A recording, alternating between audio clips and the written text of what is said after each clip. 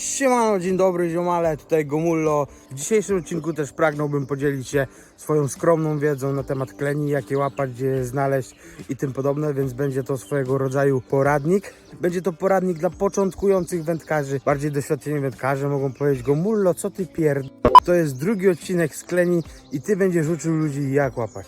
No tak, właśnie postanowiłem, że będę, jeżeli jest to mój drugi wypad i kończę ten wypad z kleniem. Są ryby ponad 50 cm, więc postanowiłem podzielić się swoją skromną wiedzą z wami, młodymi wędkarzami, którzy nie wiedzą, jak się do tego zabrać, a może i nawet doświadczony wędkarz, który robi coś inaczej, podpatrzy i może bardziej będzie to do jego wody pasowało moje metody. Nie przedłużam i lecimy dalej. Oglądajcie, elo.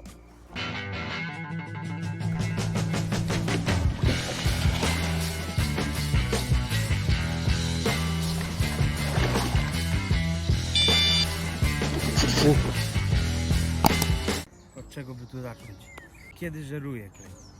Na dobrą sprawę klenia można złapać przez cały rok, lato, jesień, zimę. Klenie najbardziej aktywne są przy poranku oraz pod wieczór.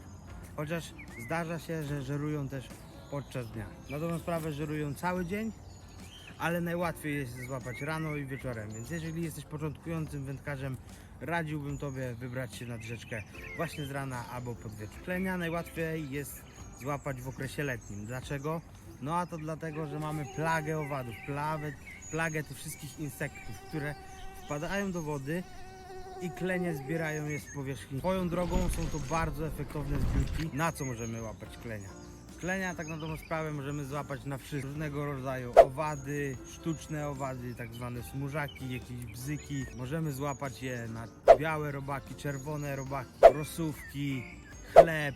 Wszystko, na dobrą sprawę. Można powiedzieć, jest to ryba wszystkożerna. Dorosły osobnik klenia staje się rybą drapieżną i potrafi zjeść rybkę nawet do 10 cm. Jak pewnie już widzieliście w internecie, klenie mają bardzo, ale to bardzo duże pyski. Jak zlokalizować takiego klenia? Tutaj nie ma drogi na skróty. Jedyną metodą jest znanie wody, chodzenie po niej. Naprawdę warto trochę pochodzić, poszukać.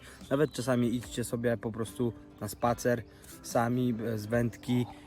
Załóżcie sobie okularki, pochodźcie po rzece i zobaczcie, gdzie te klenie się ustawiają. Chodźcie, rzucajcie. Przysłowie mówi: machaj wędą, ryby będą. Poleciłbym tutaj z własnego doświadczenia zakupienie sobie takich okularów polaryzacyjnych, które pozwolą ci szybciej dostrzec klenia w wodzie.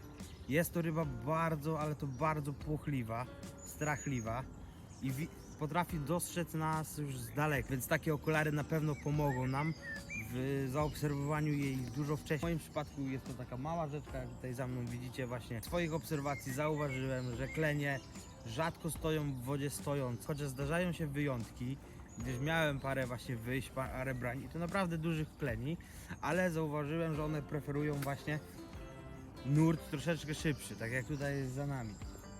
Tutaj zaraz wam pokażę. Właśnie tutaj idzie sobie ten nurt, jest dość płytko.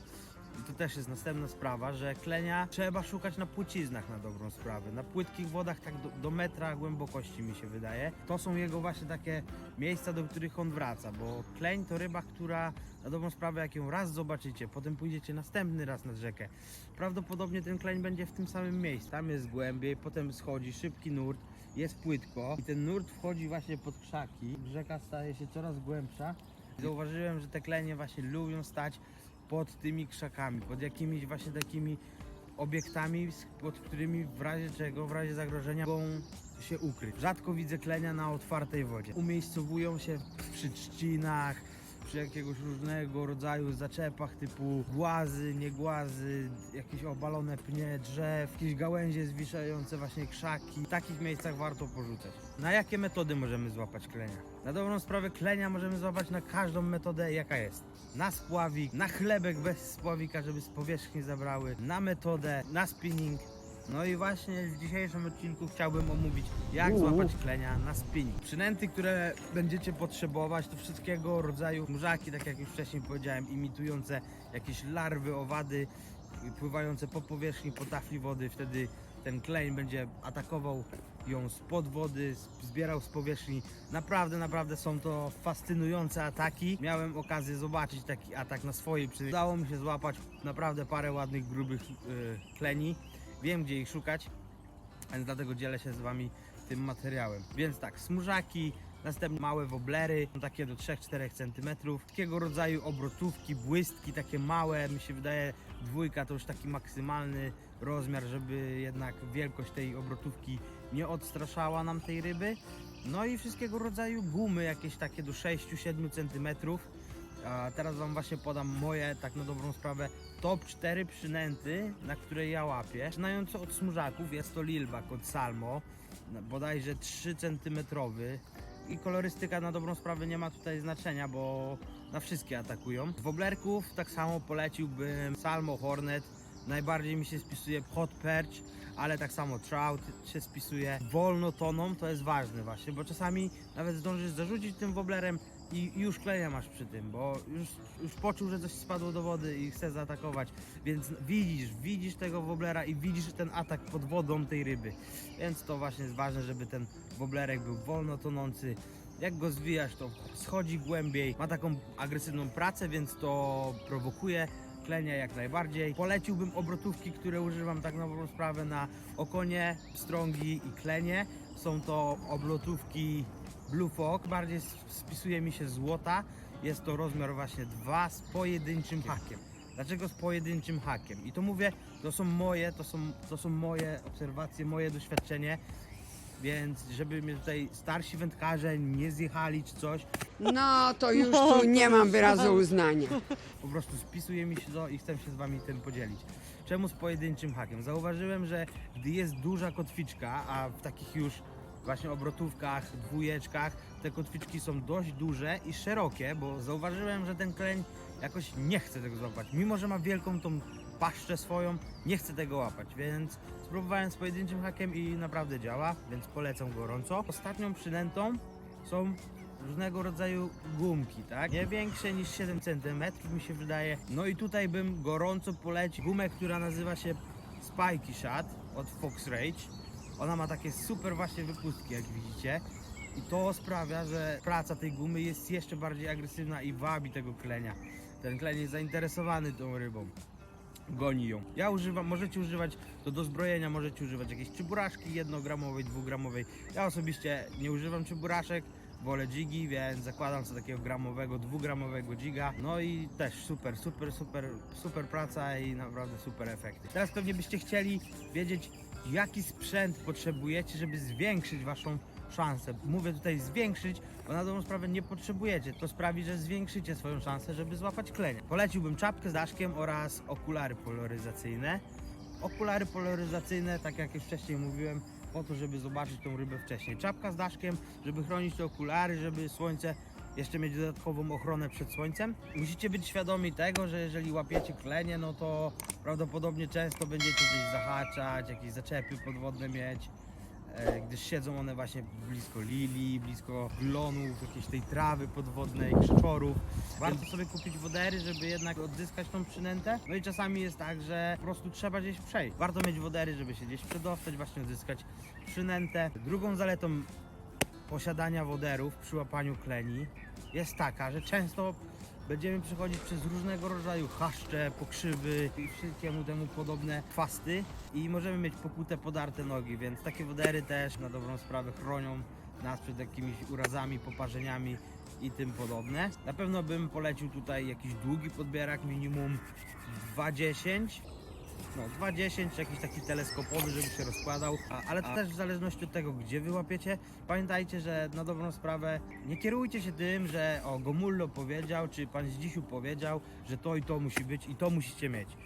Wszystko zawsze musi być dopasowane do was, po pierwsze, żebyście czuli się komfortowo, a po drugie do wody, na jakiej łapiecie, bo no, jeżeli ja bym miał rzekę, gdzie nie mam żadnych skarb, a mam takie skarby, i czasami jest ciężko podebrać normalnym, takim krótkim podbierakiem, no to jest oczywista sprawa, że będę chciał mieć podbierak teleskopowy. Ale jeżeli ty nie masz takiej rzeki i masz dość płytko i nie masz żadnych szerokich trzcin, że ciężko jest podebrać, to nie musisz mieć takiego podbieraka. Pamiętaj, zawsze dostosowuj sprzęt do siebie i do rzeki, i do wody, na jakiej łapiesz. Nigdy nie daj się kierować po prostu temu. To są tylko moje rady. Następna zaleta podbieraka, której zapomniałem chyba powiedzieć, no to odzyskiwanie po prostu przynęt bez konieczności wchodzenia do wody. Wędka musi być Ciężar wyrzutu od grama do 15 gram. Tak mi się wydaje, takie będą najlepsze. Długość wędki, no i tu jest właśnie kwestia sporna, gdyż ja uważam, dużo wędkarzy, gdzieś czytałem na forach opinie, mówi, że ta wędka musi być długa. Jakaś miękka, o szybkiej pracy, żeby tą rybę szybko wyholować i żeby daleko posyłać woblera i mieć jak najmniejszy kontakt jakby z taflą wody, ale mi się wydaje, że taka wędka to okej, rozumiem. Ja bym taką wędkę polecił na przykład na większe rzeki gdzieś, gdzie naprawdę ten dystans jest duży, żeby przerzucić. Ale na takiej małej rzece, jak ja łapię, mi się idealnie spisuje ta wędka, którą mam właśnie. Jest bardzo krótka, bo to jest 185 cm, a Bugarsia Tormentor, kamatura 4,12 grama wyrzutu. I naprawdę powiem wam, odpowiada mi w 100%, bo jest mała, nigdzie nie zaczepiam o żadne gałęzie, jest bardzo lekka, ma dobrą pracę, ma naprawdę bardzo dobrą wytrzymałość i no nie mówię, nie potrzebuję obrzucać dużych dystansów, gdzie w najszerszym korycie rzeka, na której łapię, ma z 5-6 metrów. Więc po co mi taki kij 2,60? Przechodząc do kołowrotka i tutaj następna sprawa. To, że ktoś mówi, że ty musisz mieć taki i taki kołowrotek, to są tylko na dobrą sprawę, rozumiem, że to są ludzi preferencje. Ale jeżeli z jakiegoś powodu, nie wiem, nie pozwala ci budżet, nie pasuje ci ten kołowrotek, no to się nie przejmuj, po prostu kup se taki kołowrotek, na jaki cię stać, jaki ci odpowiada. Nieważne, czy to będzie 1000, 2000, 3, 4000 nawet, ty masz się czuć dobrze z tym kołowrotkiem. I tutaj na dobrą sprawę nie będę polecał, bo ja sam używam jakiegoś zwykłego za chyba 50 zł, daje radę i jest super, więc do kleni, okoni i pstrągów używam właśnie takiego kołowrotka za 50 zł, nie znam nawet jego nazwy. Ale jeżeli chcecie, mówię, to możecie bardziej się wgłębić, możecie kupić jakiegoś dive'a 2500. Jest taka firma właśnie, ale nie wiem, jeżeli ktoś ogląda mnie z Anglii, to jest firma Rick and Ready, też mają fajne kołowrotki właśnie, a wydaje mi się takie właśnie 2500 to odpowiednie będzie. Teraz przechodząc do tego, jak wygląda zestaw naklenia, tak? Więc jest to żyłka nawinięta na kołowrotek. Tutaj akurat widzicie o mniejszej wytrzymałości. Ja mam nawiniętą bodajże 8 pounds, czyli jest to gdzieś 4 kg. Ważne, żeby ta żyłka nie była zbyt gruba. Do żyłki przywiązujemy oczywiście fluokarbon. Zadaniem fluokarbonu jest to, że może inaczej. Gdy fluokarbon wpadnie do wody, staje się wręcz, można powiedzieć, niewidzialny dla ryby. A jak wcześniej już mówiłem, kleń jest naprawdę bardzo ostrożną rybą, więc jeżeli zobaczy żyłkę, nie złapie waszej przynęty, nie zaatakuje, nie ma szans. Więc warto jest założyć sobie z metr fluokarbonu, przywiązać go do swojej żyłki. Następnie, w przeciwieństwie do okoni i pstrągów, w zestawie kleniowym na spinning nie ma mowy o agrafce. Z tego samego powodu, gdyż kleń, gdy zobaczy agrafkę, spłoszy się. Nie mówię, że nie złapiecie, ale będzie to bardzo trudne. Więc przywiązujemy fluokarbon bezpośrednio do naszej przynęty. Najlepiej jest sobie właśnie przykucnąć, obniżyć pozycję, żeby zmniejszyć prawdopodobieństwo, że ten kleń cię zobaczy. No i oczywiście nie gadamy, ale ja oczywiście gadam, bo nagrywam dla was poradnik, jak złapać tą rybę. Jeszcze jedna ważna sprawa, jak łapać, jak rzucać. Jak wam wygodniej, jak wy widzicie efekty. Ja rzucam na dwa sposoby. W tą stronę idzie teraz tutaj prąd. Mogę z tego woblera po prostu rzucić, on będzie szedł z prądem. I zamykam kołowrotu, będzie on spływał, więc nadmiar żyłki będzie. Ale bardziej skuteczną metodą jest rzucić pod prąd i zwijać. Gdyż klenie ustawiają się właśnie pod prąd, stoją w prądzie. I sobie zarzucamy. Możemy sobie popuścić, właśnie chcemy dalej zarzucić.